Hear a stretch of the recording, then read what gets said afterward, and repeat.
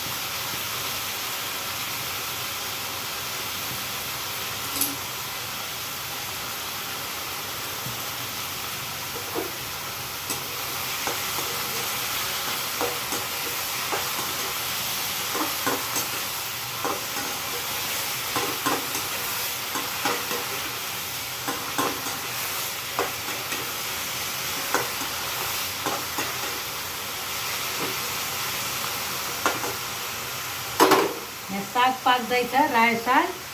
रायो सागलाई पकाउँदाखेरि चाहिँ बेसार नहाल्नु रे कहिले पनि होइन। यो रायो सागमा बेसार हालेर खायो भने धेरै चाहिँ हामीलाई पथरीको सम्भावना हुन्छ अरे, त्यही भएर रायो सागलाई चाहिँ बेसार नहाल्नु। अब यसलाई म टक्क यहाँ नुनहरू छरिदिन्छु।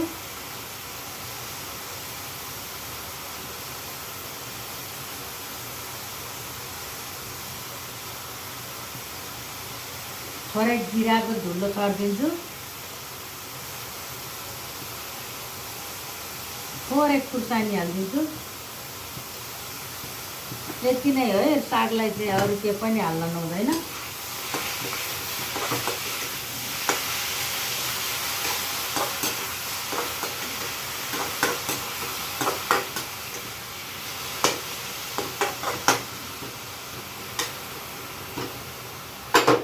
साग त पालक पाकिसक्यो। सागले पकाउनु त्यस्तो टाइम लाग्दैन नि त।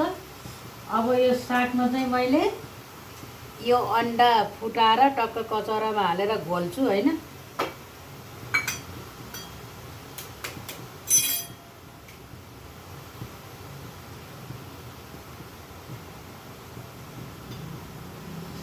मैले अन्डा फुटाइसकेँ।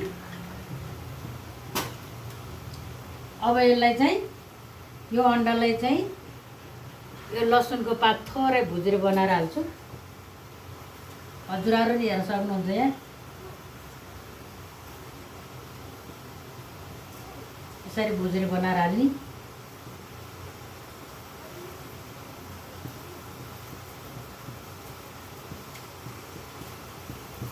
मैले लसुन प्याजको भुजेरी पनि बनाइसकेँ र अब यो कचौरामा घोल्दैछु। अन्डा र यो लसुन प्याजको पात मिक्स गरेर यहाँ घोल्दैछु मैले।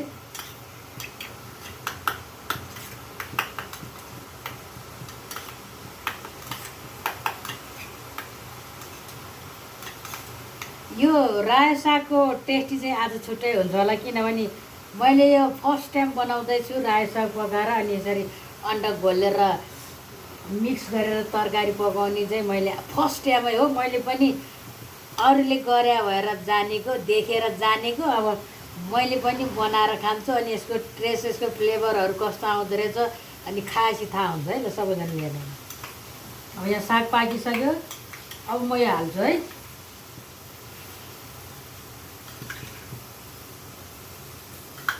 यस्तो हुन्छ, रलालाला हुन्छ।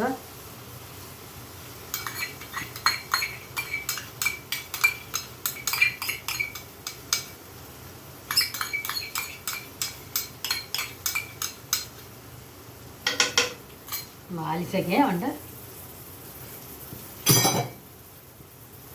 अब यहाँ टक्क अन्डा जाम भइसक्यो। तपाईँहरू हेर्न सक्नुहुन्छ। ल म देखाइदिन्छु।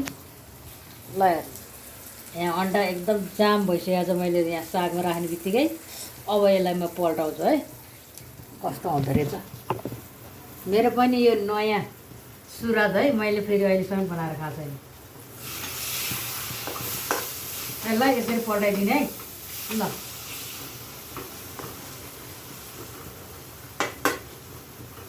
यो पल्टाइदिएको छ मैले, अब पाक्छ यो होइन।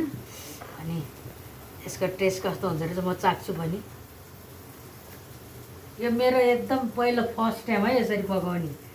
यो पनि मैले देखेर नै हामी पनि बनाऊँ है त भनेर गर्न थालेको है। यहाँ अन्डाको भुजुरी भइसक्यो।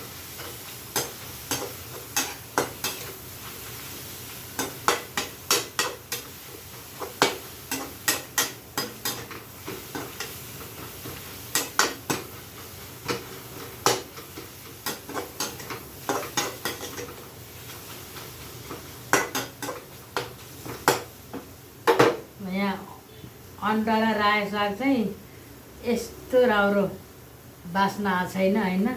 यसको कस्तो राम्रो फ्राई भइसक्यो होइन।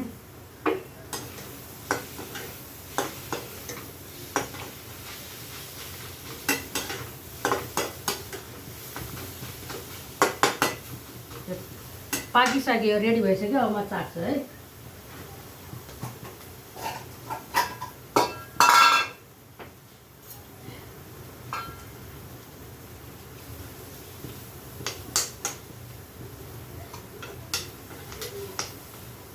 चाख्नलाई त धेरै चाहिँदैन नि त, यति भए पुग्छु। तातो छ।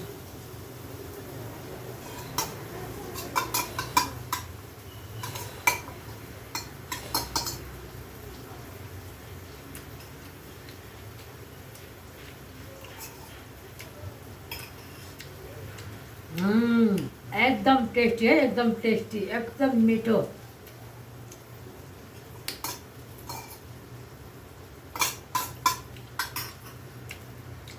साना साना बच्चाहरू भाटामा चाहिँ यसरी सागमा अन्डा मिक्स गरेर खुवाउन सक्यो भने यो बच्चाहरूको लागि चाहिँ एकदम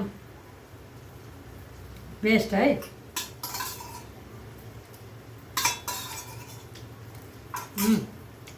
एकदम मिठो छ। अब हजुरहरूलाई चाहिँ कस्तो लाग्छ के लाग्छ होइन, मलाई चाहिँ एकदम मिठो लाग्छ। यसरी रहेछ के त पकाएर खाने। मैले पनि अन्त देखेर जाने हो के सबैजना यसरी पकाएर खानु एकचोटि।